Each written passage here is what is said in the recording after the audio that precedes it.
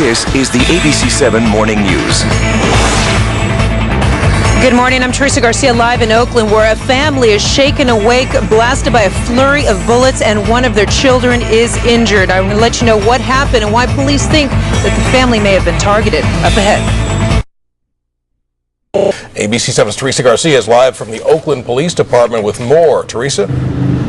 Well, this is definitely what you call senseless violence that would definitely anger anyone with a conscience, at least. You know, the Oakland police have since left the home where the shooting happened early this morning, and now the investigators have the task of finding out who so boldly shot up this house while the entire family was asleep inside. Now you've got a 6-year-old girl recovering after being struck by a bullet while sleeping inside her home. 10 people live at this home, but the only one hit was the 6-year-old who was asleep in a room with her parents.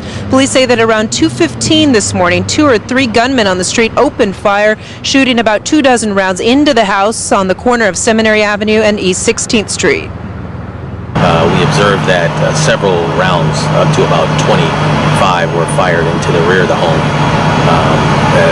We learned from the family essentially that everyone was inside asleep. I heard the gunshots, and then I heard my mom crying and screaming, so I immediately went to her room, and then I seen my sister's arm, so I called 911.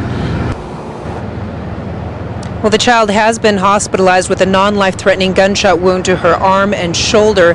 The victim's sister there tells me this is the 3rd time in less than a year of living there that the house has been shot at, and that she believes the gunmen were targeting her 18-year-old brother. Now, the police also believe the home was specifically targeted. They do say it could be gang-related, but at this time they have no description of any suspects. Live in Oakland, Teresa Garcia, ABC7 News. Teresa, thanks a lot. Want to know who dumped a dead bear that had been shot outside a San Leandro deli? ABC7's Teresa Garcia is live in San Leandro with more on the story and the surprise people there must have felt. Teresa?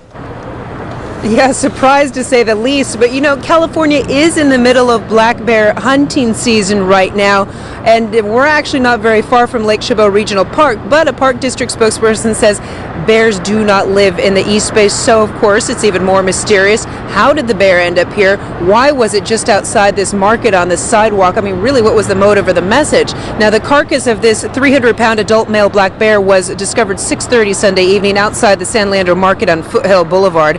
It had already been shot in the shoulder and was left lying on the sidewalk. The Alameda County Sheriff's Office says a witness has reported seeing a white pickup leaving the bear's body there and speeding away. The stores at the busy strip mall were open at the time, and the customers say they're shocked and saddened someone would just so boldly dump the bear there. You think maybe find an open field or something somewhere else, right? But right here in front of the man's liquor store, it's kind of a shame. Feels really weird, honestly, knowing that someone would just drop a dead bear off and not tell anyone, not say anything to anyone. County animal control officers removed the carcass, and now the State Fish and Game Department is investigating.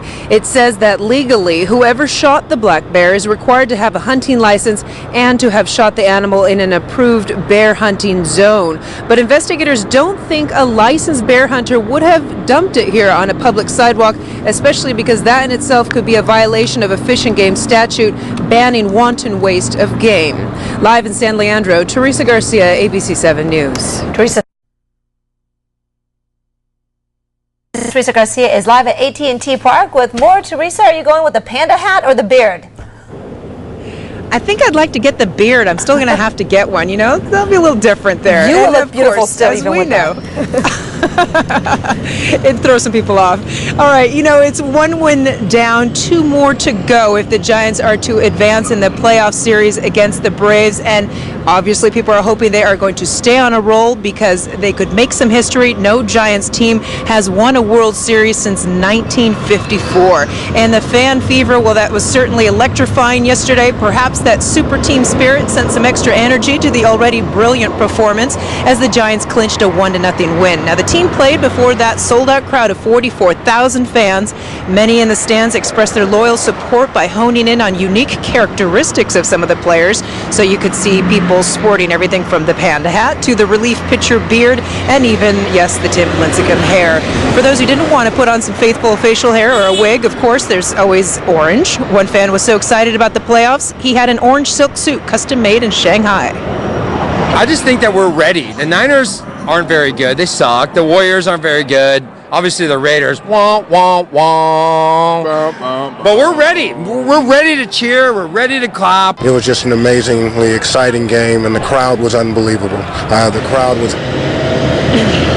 It really didn't matter what costume or color was on. Fan fever rose to the occasion, and they shared the excitement of a glorious win together, with Tim Lincecum on the mound pitching a beautiful game. All right, there is still time to gather up your orange and black gear or any other funky show of Giants faith, and that's because Game 2 in the National League Divisional Series is tonight here at AT&T Park.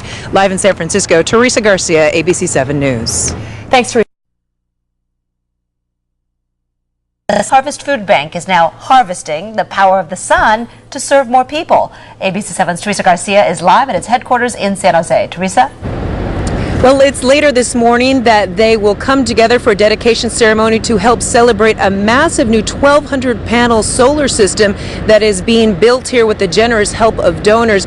And the food bank, it says, it's expected to supply about half of the warehouse's energy needs. They have found a way to transform those energy savings into more food for the community. It may sound odd, but food like these apples and these solar panels share a common goal. Our supporters are really conscious of the amount of money it takes to get people fed in our community, and they're always helping us look for more efficient ways to do that. Second Harvest Food Bank of Santa Clara and San Mateo counties is in the midst of getting a rooftop solar system installed at its warehouse headquarters in San Jose. The 300-kilowatt system is largely funded by a $1.1 million donation from two Silicon Valley corporations, Cypress Semiconductor and SunPower. It's a gift that will benefit the environment, the bottom dollar, and the community. The rooftop solar system will save the food bank $3 million over the next 25 years. Now that is equivalent to 630 meals per day or 6 million meals over the 25-year life of the system. Every dollar that we don't have to spend on, more refrigeration or anything like that is going to go right back into distributing more food. And the community need has only been growing. Second Harvest is distributing 20% more food than last year, serving an average of 231,000 people each month. And at 10 this morning, the CEOs of SunPower and Cypress Semiconductor, along with San Jose Mayor Chuck Reed, will help inaugurate the new system by flipping a giant mock switch. And Second Harvest says it expects these solar panels to be up and running in the next couple weeks. Live in San Jose, Teresa Garcia, ABC 7 News. All right.